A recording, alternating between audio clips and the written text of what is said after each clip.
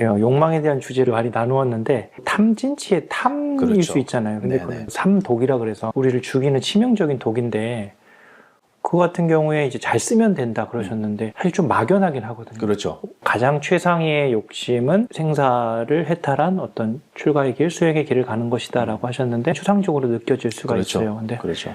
저 명품백 사고 싶어. 근데 계속 얻고 싶어. 맞아요. 예, 안 사라져. 맞아요. 이게 이제 탐인데 그렇죠. 고통케 하지만 오늘 출근하고 열심히 일할 동력도 되거든요. 맞아요. 이런 게 막 불쑥불쑥 일어날 때 맞아요. 어떻게 해야 이게 잘 쓰는 게 될 수 있을까요? 탐진치에 대한 것도 많은 분들이 깊이 생각해 봐야 할 주제예요. 아주 재미있는 주제예요. 왜냐하면 탐진치 그러면 뭐 욕심, 탐은 탐욕, 그다음 진은 뭐 분노, 어리석음 이렇게 하잖아요. 되게 미끄러운 설명이에요. 미끌미끌해. 잡히지가 않아요, 손에. 네. 네. 근데 그렇게 말고 저는 조금 더 손에 잡히도록 설명을 드리고 있어요. 뭐냐면 탐자가 한문이 네. 어떻게 되어 있냐면 지금, 이제 금자 밑에 아, 조개패가 있어요. 그러면 지금이라는 순간이 뭘로 가득 차 있는 거예요? 조개패자는 네. 한문에서 돈을 얘기해요. 돈으로 가득 차 있다. 그렇죠. 말 그대로 네. 탐욕이에요, 탐욕.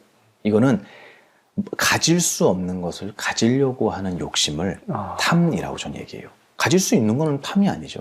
우리 팀장님 만나서 아유 반갑습니다. 아유 정말 반가워요. 저의 반가움을 표현했어요. 이것도 네. 탐인가요? 그건 탐은 아닌 그렇죠. 것 같아요. 이걸 표현하고 점심을 얻어먹으려고 한다. 이러면 탐일 수 있어요. 근데 그냥 표현했잖아요, 제. 그죠? 그렇죠. 반가움을. 이거는 내 반가움을 저 사람에게 전해주고 싶어라는 저의 욕망, 욕구가 반영이 된 거예요. 이건 탐이라고 안 해요. 불가능한 걸 하려고 노력하는 게 탐이에요. 그러면 그게 이루어지겠냐는 거예요. 안 이루어지죠. 어렵죠. 그러면 안 이루어진다는 걸 빨리 알아야 되겠네요. 빨리 알아야 돼요. 근데 그거를 경험하고 알기에는 인생이 너무 짧아요. 이거 되게 중요한 얘기예요. 그래서 경험하지 않고 아는 게 최고의 복이라고 전 배웠어요. 이 얘기를 저희 스님이 해주셨어요. 제가 뭐라고 여쭤봤냐면, 스님, 저는 세상의 기쁨도 모르고 세상의 고통도 모르고 이 삶을 살아가면서 얻는 실패에 대한 슬픔도 모릅니다. 가르침이 얼마나 귀한 건지에 대한 것도 모른다는 얘기예요. 맞죠? 이것이 간절하지가 않습니다, 저는. 이 간절하지 않은 제 마음이 너무 괘씸하고 힘듭니다. 그러니까 저는 나가서 고생을 좀 해야 되지 않겠습니까? 이걸 여쭤봤어요. 누구나 그런 생각 할 수 있어요. 근데 큰 스님께서 뭐라 그러시냐면, 세상에 있는 고통과 슬픔을 느끼고 이 법에 대한 간절함을 얻고 싶어서 만약에 세상으로 나갔어? 좋아, 그건 느끼겠지. 근데 너가 일로 돌아올 수 있을까? 경험하지 않고 경험한 분의 이야기를 듣는다는 거는 축복이라고 생각해요. 전에 안산 소방서에서도 했어요. 소방관들이 질문을 하는데 MZ 세대하고 기성세대들하고 대화가 안 된다는 거예요. 어디나 똑같아요. 이것도 굉장히 중요한 주제라서 제가 길게 설명을 드렸지만 결론은 뭐냐면 내가 경험하지 못했던 걸 저분들은 경험을 한 거예요. 거기서 내가 공짜로 얻을 수 있는 게 없겠냐는 거예요. 왜 그 생각을 안 하고 지금 있지 않은 일을 왜 옛날 얘기를 자꾸 하세요? 라고 얘기하는데 그 옛날 일 속에 내가 겪어야만 알 수 있는 지혜가 있다는 걸 전 분명히 알아요. 그거를 저는 저희 할아버지를 통해서 알았어요. 6.25 참전용사시거든요. 그분의 삶을 들으면 저는 그냥 마냥 감사해요. 산속에 있는 오두막을 들어갔는데 인민군이 하나 있더래요. 그 인민군 보면 어떻게 하죠? 바로 쏴 죽이면 돼요. 근데 인민군이 다리가 다 썩었더래요. 총 맞아갖고. 못 움직이는 거예요. 그래서 벽에 이렇게 기대는데 그 집을 벽돌집이라고 생각하면 안 돼요. 초가집. 다 무너져가는 초가집 폐허에 들어가서 이렇게 기대에 있대요. 근데 저희 할아버지도 북한 분이시거든요. 고향이 원산이 있어요. 말투가 똑같아요. 그러니까 동양인 사람도 있어요. 쏴 죽여야 돼요. 뭐 동양이고 뭐 필요 없어요. 군복 보고 그냥 쏴 죽이는 거예요. 그러면 칭찬받는. 이게 전쟁이잖아요. 깜짝 놀라갖고 죽이려고 하다가 보니까 못 움직이는 거예요. 총도 없더래요. 그래서 왜 이러고 있냐 그랬더니 나는 다리 다쳐서 난 이제 죽을 것 같다고 여기서. 나 지금 며칠째 이러고 있다 여기서. 그래서 물어보셨대요. 참, 당신한테 묻기가 좀 그렇지만 혹시 먹을 게 있냐고 물어보셨대요. 당신도 며칠을 굶은 거예요. 내가 먹으려고 했던 건데 저기 부엌에 가면 밥이 있을 거라는 거예요. 당신이 먹으라 그러더래요. 자기가 먹다 남긴 게 있는데 그거 당신이 먹으라 그러더래요. 그래서 부엌에를 갔대요. 그러니까 밥이 있더래요. 여기서 퀴즈. 그 밥은 어떤 밥으로 떠올리셨어요 지금? 혹시 쌀밥 떠올렸어요? 한 톨도 섞여 있지 않은 보리밥인데 그 정도는 상상했어요. 아, 보리밥. 같겠다. 정말 거친 음식이겠다까지는 상상했어요. 그 다음 얘기를 상상 못했어요. 첫 번째, 쉰밥이에요. 당연하죠. 쉰밥 물에 헹궈서 먹으란 얘기였어요. 자기 그렇게 먹었다는 거예요, 며칠 전에. 거기다가 이렇게 밥을 휘휘 저으니까 돌이 반이 들어요. 상상했어요? 우리는 배민으로 시켜 먹잖아요. 남긴 버리잖아요, 그냥. 그런 삶을 살아오신 분들 덕분에 대한민국이 있잖아요. 이게 정말 무시해도 될 만한 분들이냐는 거예요. 저는 그렇게 생각해요. 그분은 얼굴을 모르고 내가 대화도 안 하고 저하고 아무 인연이 없어도 정말 그 인생을 살아오신 분들을 정말 손가락질하고 아유 저 꼰대들 하고 아무것도 모르면서 잘난 척은 이렇게 무시해도 될 만한 분일까라는 생각을 저는 저에게 많이 자문해요. 대답은 항상 그렇지 않습니다요. 분명히 배울 게 있습니다. 감사함이 있습니다. 맞죠?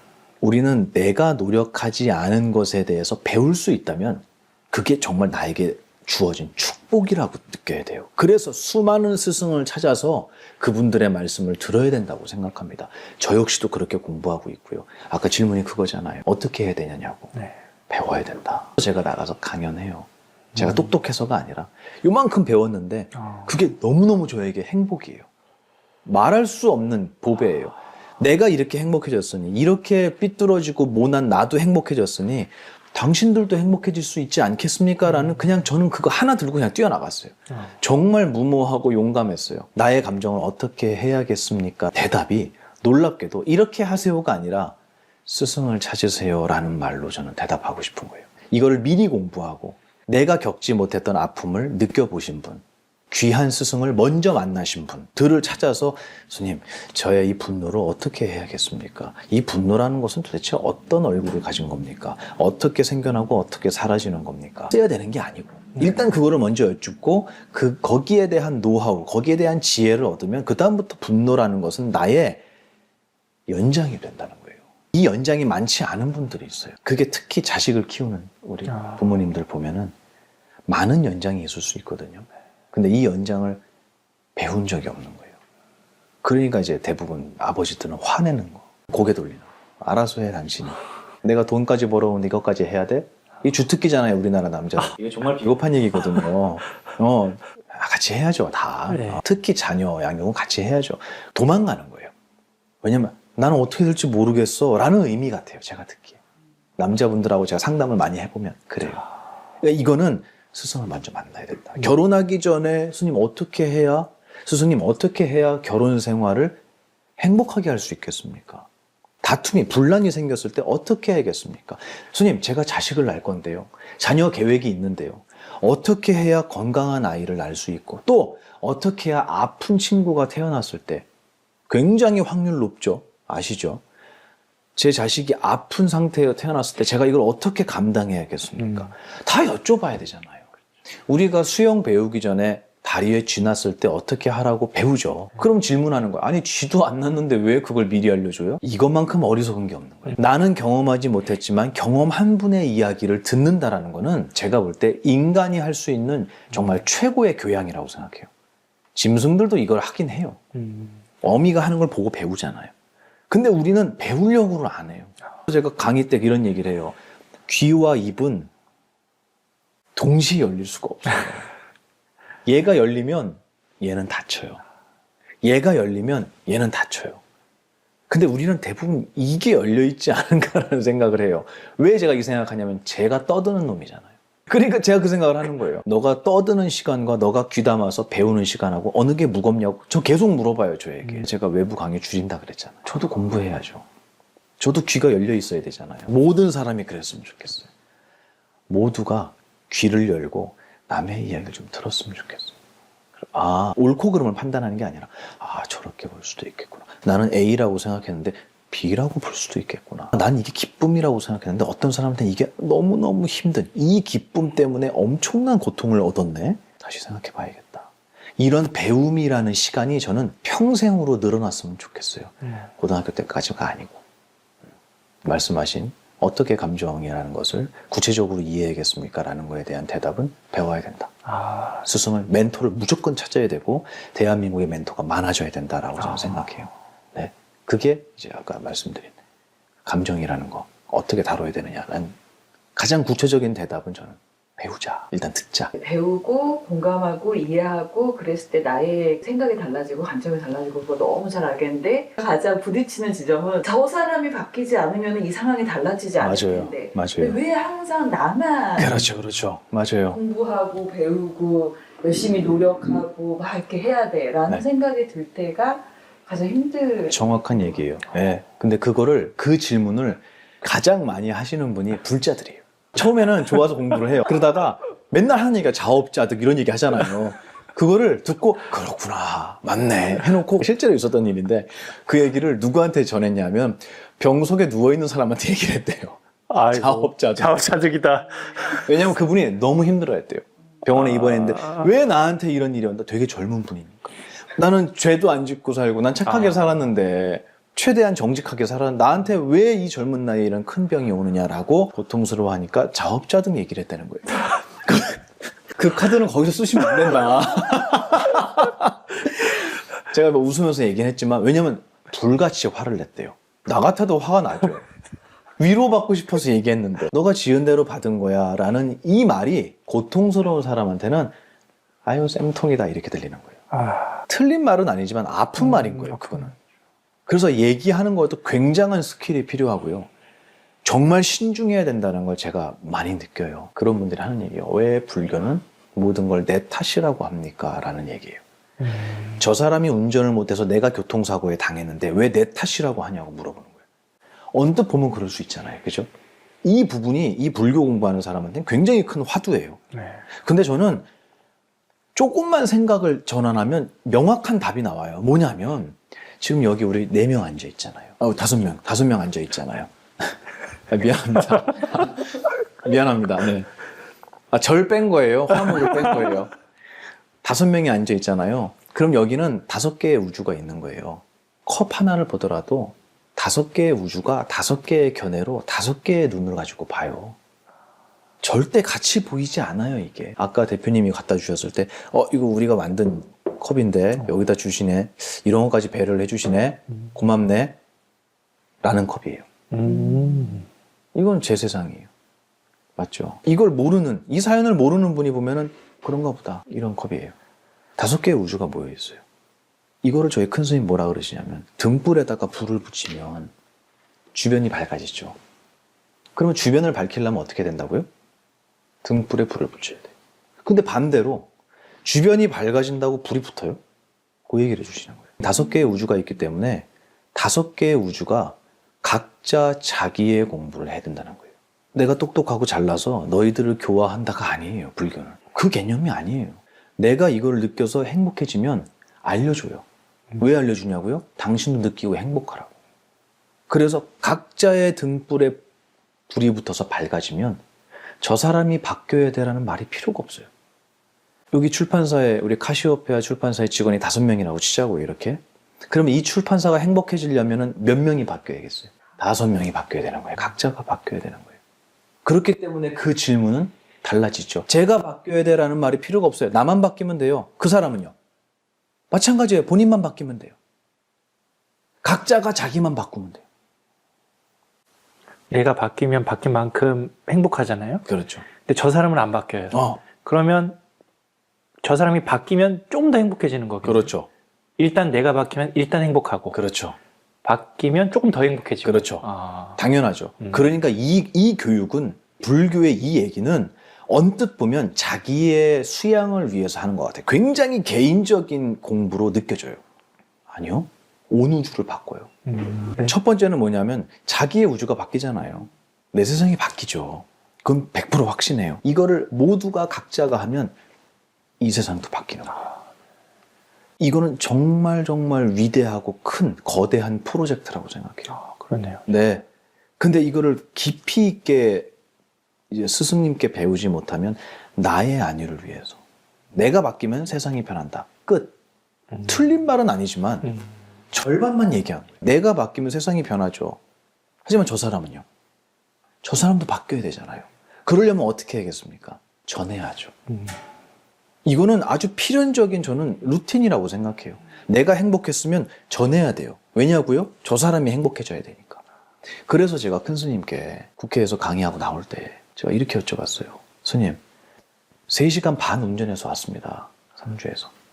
근데 거기 와 계신 분들이 뭐 의원님도 계시고 공무원분도 계셨지만 졸기 바빠요. 너무너무 피곤한 분들이에요.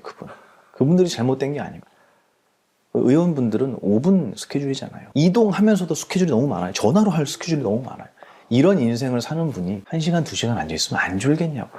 당연하죠. 근데 저는 그게 속상했어요. 그래서 제가 운전하면서 뒷좌석에 큰 스님께 스님, 우리 3시간 반, 4시간 운전해서 왔는데 저런 사람들을 위해서 스님 왕복 8시간씩 다니시면서 설법을 하셔야겠습니까? 라는 내용을 여쭤봤어요. 이렇게 단도직입적으로는 못 여쭙죠, 제가. 하지만 이런 내용으로 여쭙어요.